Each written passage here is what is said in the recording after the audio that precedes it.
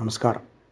ஸ்ரீராம ராம ராமேதி ரமே ராமே மனோரமே சகசிரநாம தத்துல்யம் ஸ்ரீராம ராம வராரணி. இந்த ஒரு ஸ்லோகத்தை சொன்னாலே சம்பூர்ண விஷ்ணு சகஸ்ரநாமத்தை சொல்லி வேண்டின்ற மாதிரின்னு சொல்கிறா பெரியவாள்லாம். ராமநாமத்துக்கு அவ்வளோ மகிமை. ராமர் ராவணன் வதம் பண்ணிட்டு சீதையை கூட்டின்னு திரும்பி வரார். அவருக்கு பட்டாபிஷேகம் எல்லாம் நடக்கிறது. எல்லோரும் வரிசையாக உட்காந்துருக்கா.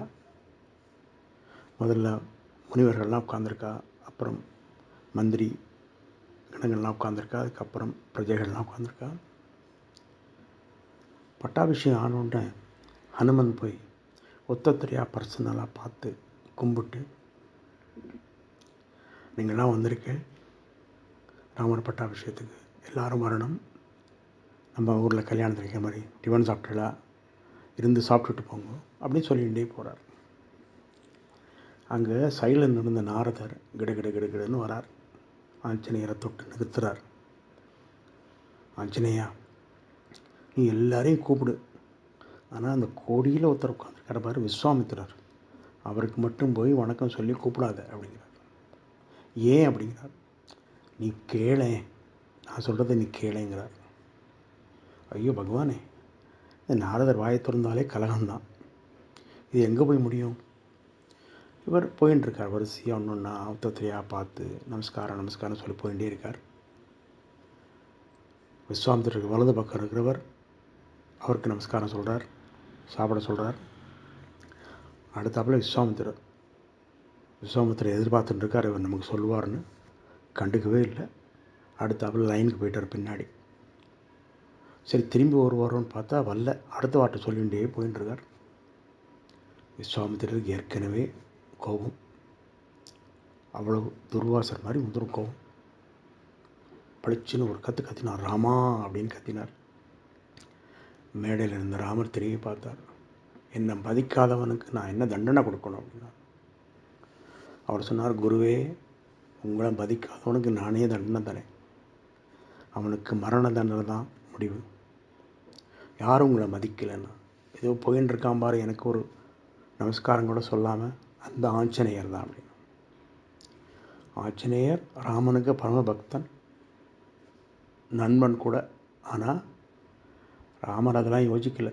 தன்னோட குருவுக்கு மரியாதை கொடுக்காதனால உடனே என்ன பண்ணுறார், தன்னோட அம்ராத்தோணிலேருந்து பிரம்மாஸ்திரத்தை எடுத்து ஆஞ்சநேயர் மேலே விடுறார்.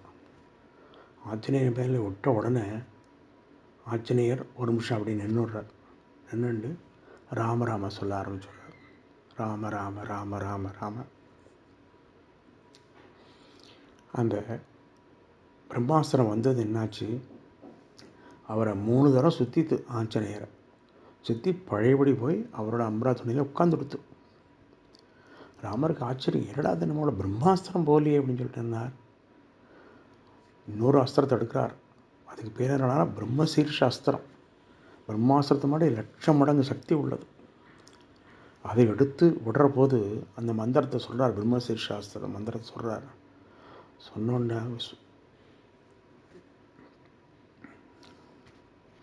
சொன்னோன்ன விஸ்வாமித்திரர், ராமா நிறுத்திக்கோ அப்படிங்கிறார். அவர் கேட்குறார், என்ன குருவே, உங்களை மதிக்காதவனை நான் கொல்ல வேண்டாமாங்க?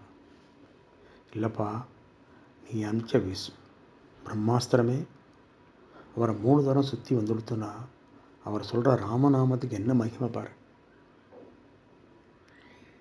அதனால் நீ பிரம்மா சாஸ்திரம் கூட விட வேண்டாம், ஆஞ்சநேயனுக்கு கூப்பிட்டு ஆசீர்வாதம் பண்ணுங்கிறார். ஒரு ஆஞ்சநேயை கூப்பிட்டு கட்டிக்கிறார். ரொம்ப புலங்காயம் மாறுறார். அப்போ நாரதர் சொன்னார், நான் சொன்னால் கலகம் இல்லை, நான் ஏற்படுத்துகிற சொல்லுக்கு ஒரு நல்ல முடிவு உண்டு. ராமநாமத்தோட மகிமை எல்லாருக்கும் தெரியணுங்கிறதுக்காக தான் இதையே நான் சொன்னேன். ராமநாமம் சொல்கிற இடத்துல ஒருத்தருக்கு ஒரு கஷ்டமும் வராது அப்படின்னு சொல்கிறார். எல்லாரும் ராமநாம ஜபம் வைக்கிறார். நம்மளும் ராமநாம ஜபம் ஜெயிப்போமா?